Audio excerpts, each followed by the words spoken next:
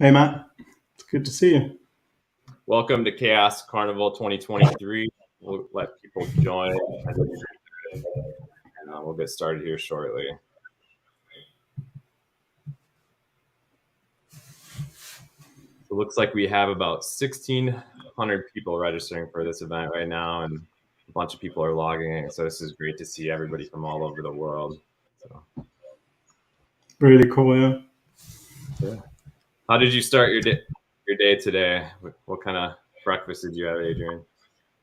Don't really have breakfast in the morning until I'm done walking the dog. So every morning I have a dog, and every morning I do about an hour walk by the sea. And now the snow was melting, so it was more like a ice walking rather than anything else. But luckily I didn't break a leg, which is good.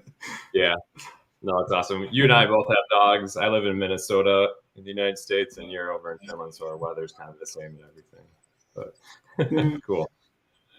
All right, well, we're going to get started here, and then we'll get rock and rolling for that. So good morning, good afternoon, good evening to everyone around the world. Welcome to Chaos Carnival 2023, brought to you by Harness. My name is Matt Schillerstrom, and I'm a product marketing manager at Harness. I live in Minnesota, like I said, and I'm thankful for this opportunity to speak with you today. So I stand before you today being lifted on the shoulders of many great people, especially from Chaos Native, who started this free virtual conference a few years ago. Now in its third year, we've reached a community of practitioners in the thousands across hundreds of organizations all over the world. And as you can see by the schedule and speaker list, our industry has come a long way since Chaos Monkey in 2010, and more personally, since 2016, when I had to Google what is Kubernetes, and that began my Chaos Engineering adventure. As you can see in many of the presentations today, our industry is maturing past Chaos Engineering is cool to Chaos Engineering is required to build reliable and resilient systems and businesses. The practice and discipline has even crossed into security testing, service level objective, observability validation, and more importantly, improving developer productivity. It's not just about injecting failure today, but it's about fixing things on purpose as well. Besides the great list of speakers, we have a breadth of industry best sponsors who not only have expertise in chaos engineering, but also building resilient engineering practices across an enterprise. Thank you to our Ferris wheel sponsors, Nagarro and Blameless, to their sponsorship. I'm looking forward to their presentations and workshops over the next 2 days as well. So in between sessions today, if you break over into the booth selection, there's 4 booths today. So Nagarro, Blameless, Harness, and Grafana and Kasich. So please enter in there for some great conversations. Also, I just was going to mention there's a lot of people, a lot of students here, people that have been laid off and impacted over this tactical recession that's happening. So reach out, network. There's a lot of job opportunities out there, but more so mentors and people that can help you out. Lastly, I just want to say thank you for that. And what I want to do is introduce Adrian Hornsby from AWS. Adrian's work has been a point of reference over my career as a researcher in engineering, especially serverless testing. And he's going to tell us more about service engineering and serverless experience. So Adrian, for the presentation. Thanks, Matt. And hi, everyone. It's such a pleasure to be here. I haven't done a conference in a while. Actually, since early before COVID, so it's been quite interesting process to get to do sessions, and hopefully this is brand new, so you can give back. So I'm Adrian. I'm principal engineer at Adrian, sorry to interrupt. I think we're having some feedback, of course. Let's see. What's going on? Let's see. Some people are a bunch of feedback. So just for that. And everyone, there's always chaos, so that's fun. I think this sounds better.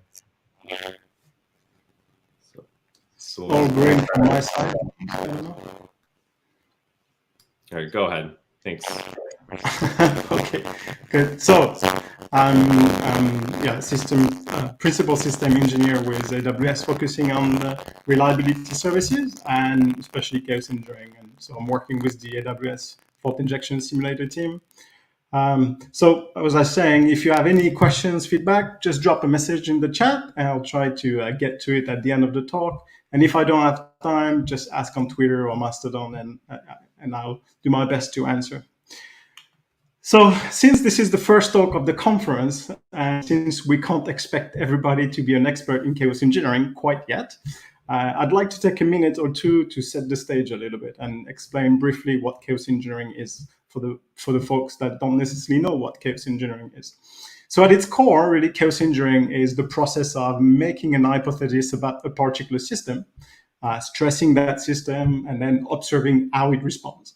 And then we make improvement on that system. And this is typically a continuous circle, right? So we make a bunch of different hypotheses and then we improve. And we do that to really prove or disprove our assumptions about our system capability to handle disruptive events. So chaos engineering really helps us build resilient and performant application, and especially it helps us uncover hidden issues like monitoring, observability, or alarms, or especially the lack of. And on top of that, chaos engineering gives us a way to practice our operational skills, and especially with the focus on improving time to recovery. And finally, it helps us build a culture of resilience. So since time to recovery is especially critical, I wanted to show you a little bit the latest IDC and Ponemon Institute estimate about the cost of downtime, right? And that's the average per hour for infrastructure downtime, and that's $100,000, right? So that's a lot. And of course, they are average, right? So it's not everyone in the same boat, but it's still pretty scary. And that means it puts a lot of pressure on businesses to avoid downtime. Now, think again about your previous outage and how long it lasted, and especially how fast it gets to 1 hour. And so does a 40-minute, but so which is the time I have for this talk. So I should really get carried on. Okay, so now that we are on the same page, I want to tell you a little story. So a few years ago, I was on a call with a company and a bunch of engineers. And what really surprised me during that call is that the engineers I was talking to were extremely mature, and they were extremely mature for their relatively young age. Now, I'm not saying that young engineers usually sound immature, not at all, but these ones were really different. So usually when I talk to a company, I listen, I ask a lot of questions, and then I talk about my experience, what I've learned, and often I challenge their ideas.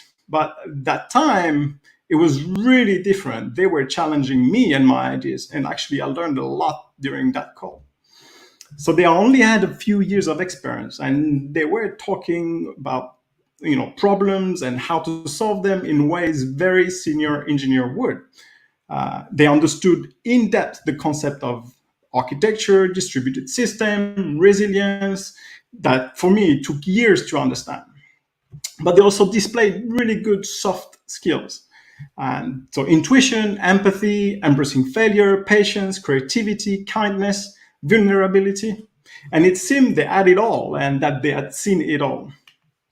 So since that call, I have had few like that, which is very interesting. And for me, it's always quite shocking. And so recently, I started to think about it a lot and what made those calls so special. And what really was interesting about the quality these engineers had is it's not some kind of magical thing that happens overnight. And when you grow old, it's actually qualities that need a lot of situational awareness, a lot of exposure to improve. And to have that exposure, you typically need a lot of time. And this combination of time and exposure is what we can call experience here. And on this call, with the seen-it-all companies, the engineers really seemed that they had hacked their ways into acquiring really great experience, but without having to spend a lot of time with it. So science tells us that we are much better at learning from negative experience, like failures. So what's interesting here is that if you think about it, that it seemed that these engineers, had probably seen a lot of outages, because for us engineers, we actually learn and get a lot better when we have outages, right? So those outages make us a lot better and a lot sharper. And if I look at myself, I can easily say that the most I've learned was typically following outages. For example, when I deleted a database in production, in fact, I did it twice, and I did plenty of other mistakes too. And it really is from those events that I learned a lot, and I grew as an engineer. So what did this company do, like, to hack the space-time continuum? How did they get so much experience in such a short time? Well, it turns out they all had the one thing in common, and that's they had fully embraced chaos engineering. So instead of waiting and learn through painful, unplanned, and customer impacting event, excuse me, they actually control the narrative. And in the process, they found that the way to get the maturity and experience is really through doing a lot of those outages, right? And it didn't take them years, right? They could do this pretty fast. So it turns out chaos engineering is actually really good practice to accelerate learning, and not just the knowledge necessary to build and operate system, but also the skills to recover those systems from an outage. So in other words, we can say that chaos engineering is really a compression algorithm for experience. So in the past few years, like Matt said, chaos engineering has been getting a lot of attention. So while 5 or 6 years ago, or even 10 years ago, chaos engineering was more of an engineering marvel, right? Something that only a few could do. In the past couple of years, the discipline has really picked up. And my colleague Laurent, who is in the panel during the conference, tracked all those public information and put them into a GitHub that you can access if you want. And in there, you can see financial services are one of the industry that quickly ramped up with chaos engineering. So you have Ito Brazil, Capital One, JP Morgan Chase, Vanguard, Stripe, among the most well-known ones. And in the media and entertainment industry, you have Prime Video, Slack, Audible, and of course, Netflix. And telcos are also jumping on the train, like Twilio, Orange, and T-Mobile. And then transport airlines as well. Alaska Airline, Uber, Lyft, the hospitality, the gaming, the fashion, the ERP, and even the government. All of these are in some form or another embracing the practice of chaos engineering. And it all sounds great, really. But unfortunately, it's just a drop in the ocean. A lot of companies may have started their engineering journey, but many haven't. And the few that start often get stuck. So let's try to understand why. Roughly speaking, you can categorize testing into 5 different modes.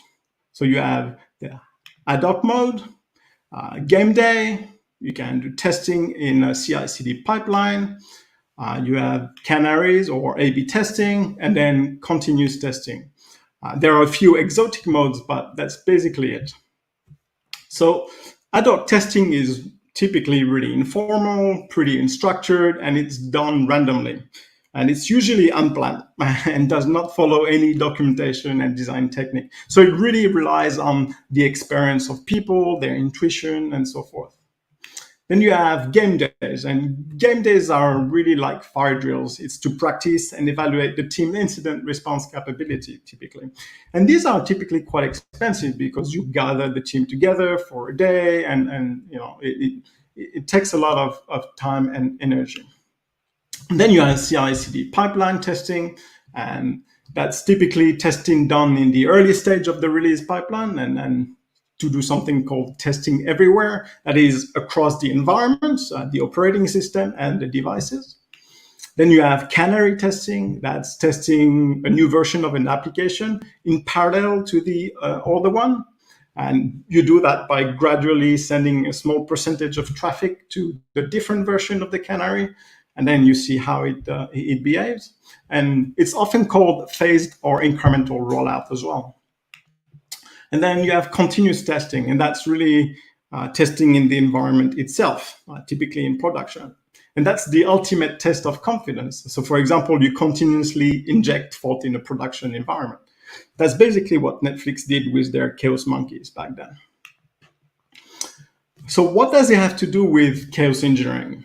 Well, ideally, you want your chaos engineering journey to progress across these 5 different modes, because that's when you get the full benefit of it. And it may not be right for all the experiments. So some experiment might not be good for continuous or canary testing. But at least you should think about these 5 modes when you do an experiment and try to progress it across these 5 modes. And if you look at it today, most of us are stuck in the ad hoc and game day mode. So we slowly start to talk about chaos testing earlier in the development process. That's called shifting left. But even that is just the beginning. And I'm really glad to see there's so many talks about it at this conference. So it's really going to be cool to see that. But there's still a long road ahead to unleash the full potential of chaos engineering. So let's talk a little bit about the book. It's called Crossing the Chasm. It's by Jeffrey Moore. And I would say it's one of the greatest books on technology management, which happens to be my minor at the university. So what the book tells us is that the adoption of technology begins with the innovator and then moves slowly to the early adopters, the early majority, the late majority, and finally the laggards. In the book, he explains that innovators and early adopters are often driven by the fun of technology itself, and that they will happily do sacrifices just to be first. So these are the people that go and camp for days or weeks, when the new iPhone is being released. Now, typically the early majority wants to wait until they know that the technology actually offers improvement in productivity. So what is important to realize here is that there is this chasm. So this chasm between the early adopters and the early majority. So that means that once your product has been adopted by the innovators and the early adopters, you actually have to adapt the target market. And that means you may have to change the whole product concept, the positioning of the product, building even a different marketing strategy, choosing a different distribution channel, and even changing the price. And doing this changing is what is called crossing the chasm. What is interesting here is that this crossing the chasm theory is not just for the general public marketplace. It actually also applies for the diffusion of technology within a company. And it explains why some teams adopt new concepts and ideas before all the others, and why different teams within the same company may be totally different from one another. That's because that's why many companies are stuck in the chaos engineering chasm. So some teams are interested, they might even be very successful to start, but they find it hard to get the discipline stick as a standard practice within the broad organization. That's because the team that you are in maybe might be part of the innovator or the early adopters. And typically those teams love technologies. They love trying new things. And it's also because you strike gold and you find that within your team, you probably have some chaos champion that are willing to put up with sharp edges. But for the rest of the organization, it doesn't work. They need to be convinced about the improvement in the productivity before anything else. They just don't buy it blindly, so you have some convincing to do. So how do you climb out of that chasm? How do you spread that love that you have for chaos engineering to the rest of the organization? How do you help them get started? How do you convince them that what you do is important for the business? So in the rest of this talk, I'll discuss 5 ideas that I hope will help you climb out of the chasm and get unstuck. The first is understanding the what. Then I'll talk about setting goals. Then about getting started. Then about reinforcing mechanism, and then that anything is better than nothing. Let's start with the first one, which is understanding the why. In the book, Start with the Why, How Great Leaders Inspire Everyone to Take Action, Simon Sinek, who is the author, explained what it means to start with the why and how it can create true, lasting success for us and our businesses. So he argues that the decision that starts with why wins hearts and minds. And in the book, he presents the golden circle with 3 levels of decision making. The why, which is the core belief of the business. It's why the business exists in the first place. Then the how, this is how the business fulfills the core belief. Then the what, and that's what the company does to fulfill the core belief as well. Now, the author explains that the why helps us understand why we do what we do, and that we can achieve more if we remind ourselves to start everything what we do with first asking ourselves why we do it. So starting with the why is equally important with chaos engineering. When we try to convince others to start chaos engineering, most of the time we start with the what and the how, but rarely explain the why. That's because most of us are engineers. We are innovators, early adopters, and we think everyone else is like us, interested in the what, which is the technology itself. We think it's cool and we forget why we use it in the first place. And that's wrong. So to convince others to get started, you have to explain the why. You have to convince them about the improvement chaos engineering brings to the business before anything else. And breaking things, while it's cool, it's not one of them.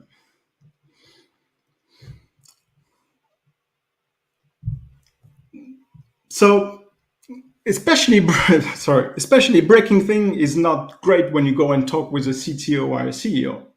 He might just tell you, wait, you want to break things? Yeah, no, thank you. So it might sound silly like that, but making it crystal clear why you need chaos engineering helps us focus on doing the right things and also makes us more engaged with it. And it also helps our business leader buy into what we're trying to achieve. And like I hinted at the beginning of the talk, linking chaos engineering to the cost of downtime and how it can help reduce it speaks to the business. That's where the money is. Finally, understanding the why helps us with one of the most important aspects of chaos engineering, which is goals. Once you understand the why, you can start setting your goals. And research has found that goal setting increases employee motivation and organizational commitment. It also affects the intensity of our actions and emotions. Actually, the more difficult the goal is, the more intense our effort will be in order to achieve that goal. So in the past 7 years that I've talked with customers about chaos engineering, setting goal is probably the most underrated needle mover. In fact, I would even say that not setting goal for the chaos engineering practice is the number one factor for getting stuck. How you can convince your organization to stay invested in chaos engineering, which is relatively expensive discipline, if you don't have goals. So the next question is, what sort of goals are we talking about here? Well, you can have plenty of different goals. Some focus on user experience, some focused on service discovery, some focused on adoption, some on experiment, and some on metrics, and so on and so forth. You can have team, organizational goals, company-wide goals, joint, shared. All of them are valid, but you just need to find what works for you, especially what aligns with your why. Now, I wanted to say it out loud. The most successful companies I've seen when it comes to chaos engineering have always had top-down goals. So goals taken by leaderships are, in my opinion, the best way to drive long-term chaos engineering commitments, especially when these leadership goals are tracked through monthly or quarterly business reviews. It helps keep the momentum. On the other hand, the ones or the goals driven by teams on the ground and without leadership support often hit the wall. So find your goals, and by typically looking inside your organization. Right? Is there an event or a capability that you need to get ready for? It doesn't have to be an amazing goal. It can just be a very tactical one. So let me give you some example, a few goals that we've taken around Amazon and AWS when it comes to chaos engineering. The first one is a configuration check goal. So very tactical goal. And in March 2020, Prime Video launched something called the Prime Video Profiles, which basically gives user recommendations, season progress, and a watch list. And it's a bunch of services that were built on Amazon EC2. So these services are part of a distributed system, and they call other internal AWS and Amazon services over the network. So testing the timeouts, the retry, verifying the circuit breaker configuration, all that stuff was deemed very critical. And confirming that the API timeouts would not exceed a particular limit became one of the goals. And so Prime Video went on to build Chaos Runner, an open source framework for injecting faults in service dependency, all at the same time when generating load against that service. In the process, they leveraged some of my scrappy SSM documents for injecting faults on EC2, but guess what? It got the job done. And as a result, timeouts, retries, and circuit breaker configuration were validated by running Chaos experiment, and we actually discovered bugs in the cache configuration. So that bug fix prevented the customer impacting failure from happening. Now the service, Chaos Runner, has evolved and now is leveraging FIS, but they got started by simply starting small. Today, Prime Video continues to take all sorts of goals. Many are related to upcoming live events, such as the English Premier League, the National Football League. And in her talk, Improving Business Resiliency, Olga Hall explains how these goals have helped Prime Video push forward their chaos engineering journey. So I really recommend all of you to go and check the talk after this conference, of course.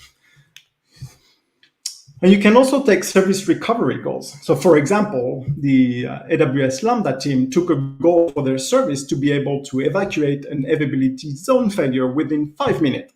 That was the goal. And with that goal, the Lambda team went on to developing automation that shift customer traffic from an affected zone to a healthy one, something that is called availability zone evacuation.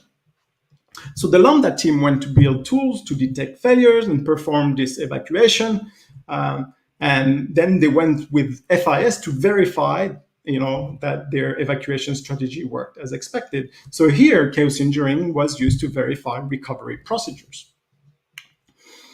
You can have user experience types of goal, and that's the Amazon search story here. So Amazon search is what powers the main Amazon.com page, right? It's the search bar. And they use chaos engineering extensively to be ready for Prime Day any day. And we're talking about millions of products here, and 300 million active users. So to give you a to give you a sense of scale here, during the last Prime Day, it's approximately 84,000 requests per second. And that's a lot of requests. What's interesting with the search team is that they've taken an approach to chaos engineering, which is quite unique. And you can call it user experience focused chaos engineering. And they use a goal that is framed within an SLO, a service level objective, and an error budget. So it's sort of contract between the user experience and the search. So here's an example of SLO. It's not the one that's actually used, but just to give you, just for the gist of it. So in a 28-day trailing window, we'll see 99.9% of requests with a latency of less than 1 second, and that's the SLO. So from that SLO, you can derive the error budget. So that means 99% of the requests with a latency of less than 1 second means that we have 0.1 that are greater than 1 second, and that's the budget. So every request that exceeds 1 second is consuming that budget. And eventually, it can consume, we run out of a budget. So how fast that budget is burned is called the burn rate. And since there's this 20-day training window, the oldest requests that are greater than a second eventually age out. So that means that if your burn rate is really fast, it can warn you, or is very abrupt, it can warn you of a sudden, really large change in the consumption of that service. So if the Chaos experiment burn rate is too steep and you start running out of error budget, typically you want to abort the Chaos experiment until the budget replenishes. So that SLA and the error budget here is a very customer-focused way to drive Chaos engineering. And it works very well for the search team.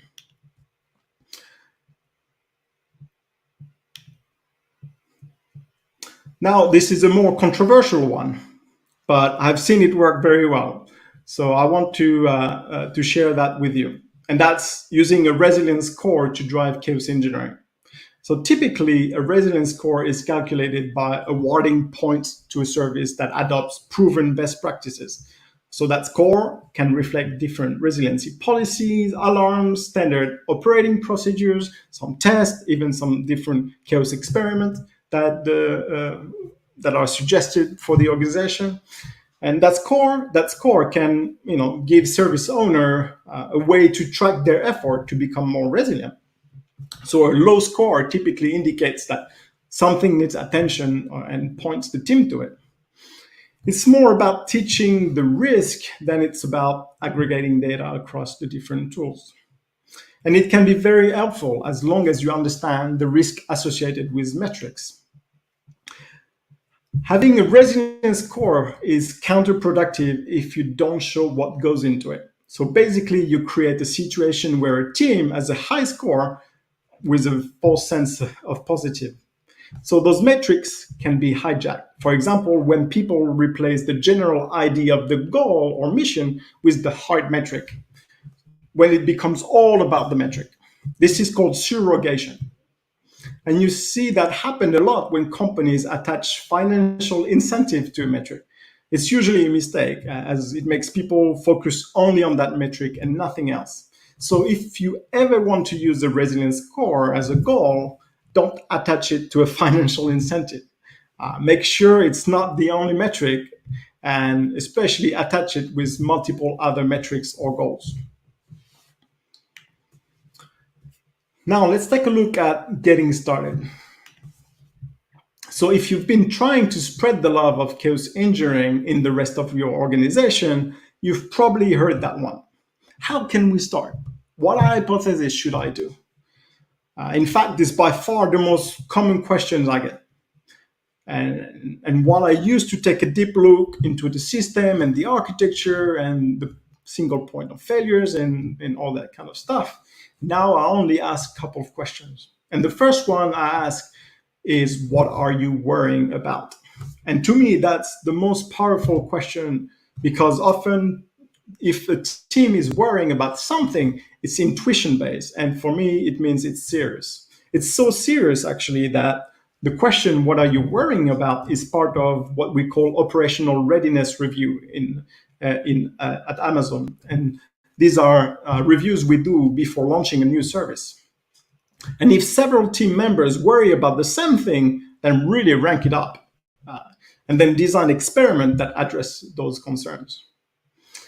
So listening to intuition has never been a waste of time, and quite the opposite. But there's always a but. Have you heard the saying, dogs not barking? So it's a reference to a Sherlock Holmes story called The Adventure of Silver Blaze. And in that story, at one point, the Inspector Gregory asked Holmes, is there any point to which you wish to draw my attention?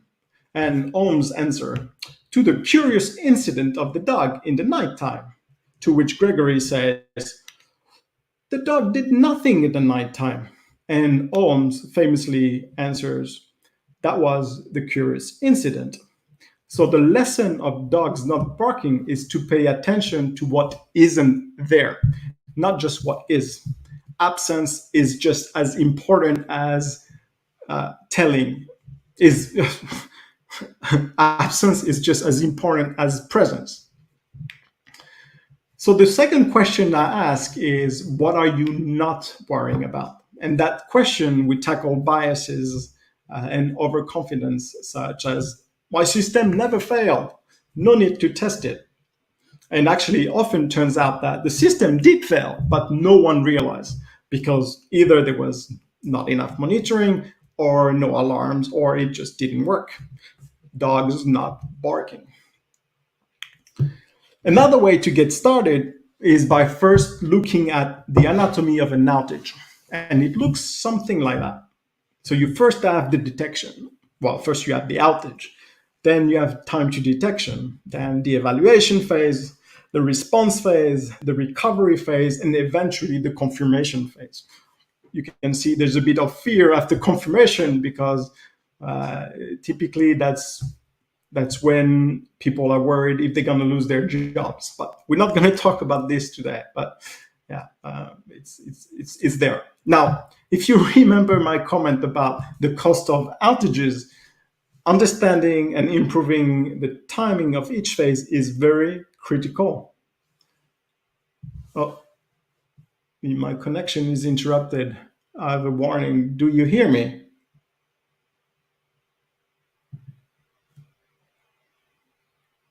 Hello?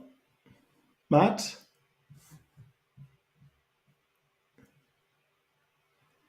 Hello?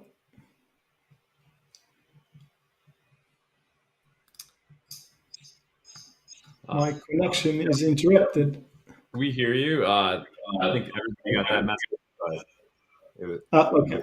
it works. So you Cool. can continue, and just from a time check here, we're at 6 minutes after too. So Okay, so I still have 9 minutes. Okay, that's plenty enough. Cool. All right, thanks. So once you figure out this out, the different phase out, you can really realize something, that being able to recover quickly from failure is more important than having the failure less often. And to recover quickly, you need to practice a lot. And recovery is not binary, right? Systems are built with hundreds of dependencies and services, and some are more critical than others. So imagine your company's business is to provide an email service for your customers. Critical functions are to receive and send emails, and the rest is good to have. So each service has some different criticality levels, and during an outage, understanding these levels really helps you prioritize what you should do. So take a moment to think about your application, and if you have very clear criticality definitions. And at the minimum, you need normal operation and minimal critical operation. And of course, you can have more, but that's the bare minimum. And then work out the different recovery plans for each mode, short to long term, and go verify them with Chaos Engineering. That's super critical. It will make a difference between a 30-minute outage and a 6-hour outage. And especially doing all that will help you reduce time to recover. So getting started is great, but how do we keep momentum? And the answer is really mechanism. One of the most important mechanisms we use is called an operational readiness review. And it's a list of questions that we go through to evaluate to evaluate the operational state of a service. And we do these ORR at service launch and repeat them regularly as the service grows. And it's for us to find the blind spots and especially identify high-risk issues. And we take them very seriously, right? If a principal engineer or a senior engineer is not signing off the ORR, the particular service or feature is simply not going to launch. And one of the questions in this ORR is, what is your game day plan? And for that question, the team needs to really enumerate the dependency of each component, their failure scenarios, and develop a comprehensive plan to go and verify them. And that's a very good way to enforce chaos engineering, if you ask me. I have pulled the plug on few of those launch and never been questioned about my judgment. And this is very peculiar to Amazon, of course, but it's not something that you cannot reproduce in your own company. Of course, you need to have the right culture, right? So notice that the question, what is your game day play, gives a lot of room for interpretation. So we also have to have a good judgment here and know when to pull the plug or not. And then you can share these wins. And this is simple ideas, but very important. And that's, sharing the love. And we do that by simply sharing an email across the organization, or we discuss that in our AWS weekly ops meeting. And that has the visibility across the whole company with the most senior leaders leading the show. And when we share win, we also share the details on how we got there. And typically a win leads to a lot of new leads with other teams to get them started. Right? So I've seen teams get started out of wins a lot, and that's a very good mechanism. And finally, I want to talk about anything is better than nothing. So humans are often obsessed with comparison and validation, right? And that's especially true for social media and true for technology as well. So when we read the blogs or hear at conferences stories about how people do chaos engineering, we only hear one side of the story, and that's often the successes, not the struggle. The truth is everyone struggles. And when it comes to chaos engineering, injecting fault in the system got to be one of the scariest things you have for an engineer. So when you read about X or Y doing chaos engineering in production, take it with a grain of salt, because it might make you feel inadequate. And even the great companies, the companies that you think are great struggle. Okay, not all the teams, not all the squads, all the organizations are equal. Some workloads are more chaos friendly than others. So what I'm trying to say is that you may not be as far behind as you think. An old slogan of the Lotto company said 100% of the winners tried. So trying your luck with chaos engineering is really more important than succeeding, because the people, the team, and the organization that get started are the only one that finish. Starting now means that it doesn't have to be perfect. Hacking your way is totally fine. Start with what you have, and the rest will follow. When Amazon started in 2001, Jesse Robbins was master of disaster, started by unplugging servers in data center. Over time, the program that he called the game day evolved and became more sophisticated. But it was almost 20 years ago, and we're still learning and improving today. When I first started with chaos engineering, there was no public tools available, and so we had to axe our way down the stack. Today, there's more tools from cloud providers, third party. None are perfect, maybe, but at least it'll help you get started. So the truth is we learn more from the process of pursuing excellence than from achieving it. And I can't think of any more critical skills to chaos engineering than the willingness to start. And the final thoughts, and hopefully I don't overrun too much, Matt. That's the last slide. Each system is really unique. So the lesson you learn from in one side of the organization might not apply everywhere. It takes three interconnecting elements to really successfully operate the technology we built. First, you need the right culture, you need great tools, and you need complete processes. Chaos engineering here is the technology in focus. So organizations need to develop their own unique ways. What is important to understand with this interconnectivity between culture, tool, and processes is you cannot expect to have a successful chaos engineering journey if you only focus on the tools, which is unfortunately a common mistake I see. You must nurture a culture and the process that supports your chaos engineering journey. And if you don't do that, you'll get stuck in the chasm, unable to move forward. So I hope I've given you some ideas to move forward in your chaos engineering journey. I'm really excited to listen to all the talks, and I'm sure I'll learn a lot.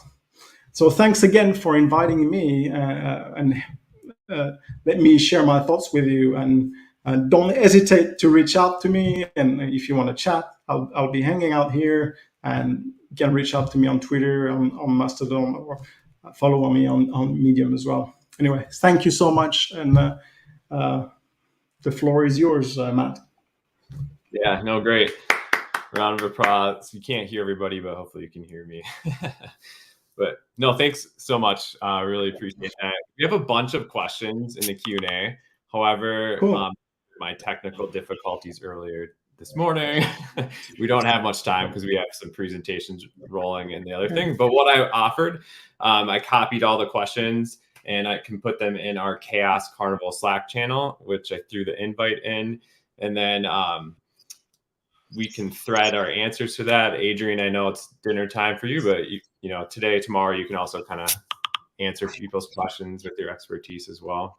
I'll hang out in the Slack, and I'll go in the chat to see a little bit as well. Yeah, and I'm getting a live feed from my coworker. We can go ahead with 3 questions. Ooh, go if you're good with that. So I'm just gonna look at the questions here quick. And all right, how about this one? What do you see about ChatGPT being utilized with chaos engineering? That's a very good question. I actually haven't really studied ChatGPT in the context of chaos engineering, but I can see it's gonna more as a especially as a learning accelerator. So maybe I'm gonna have calls with companies that gonna be way more senior and principals after just a year or two of practice, which is great. Yeah, it's actually a very interesting question. I definitely need to poke ChatGPT with chaos engineering, but I'm pretty sure it's going to be interesting.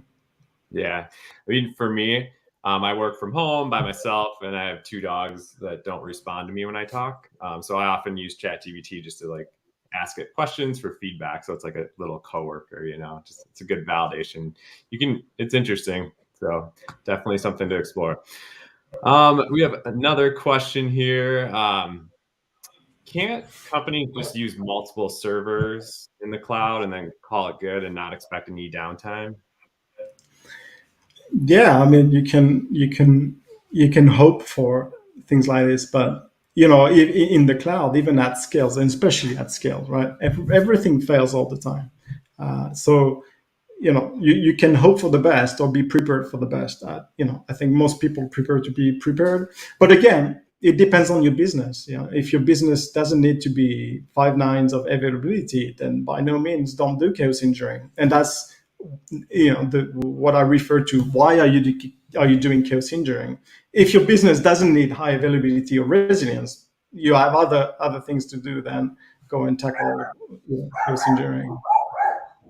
Hi, doggy. All right, and maybe the last question here. Where would you start chaos engineering? Top-down approach or bottoms-up? I would go top-down. As I said, for me, the most successful companies I've seen and how I've seen things work as well in internally, it's by far top-down. If you don't get leadership support, or if they don't understand why you're doing what you're doing, how are they going to prioritize your work and give you the head counts and the leeway to do what you want to do? As I say, it's expensive to do chaos engineering. So my dog woke up as well. So yeah, I mean, top down by far. I'd say, I'm not saying bottom up can't work, but the chances of success is much better with top down. Awesome. I love how our dogs are giving each other feedback here too. Yeah. Yeah, we'll end right there. I'll take a list of the questions, put them in that Slack thread, and we can all just kind of, everybody's invited to kind of thread to the question just to build, us up in the community. And then there's some more presentations after this. So once I end the session here, those will open up for people to join. So I would love to see everybody in this session join those. And if you can't make it, we will have the recording eventually. But again, would love to see you all there and everything. So yeah. Thanks so much. A lot. Thank you. Bye-bye. All right. Bye, everybody. See you soon in the next session.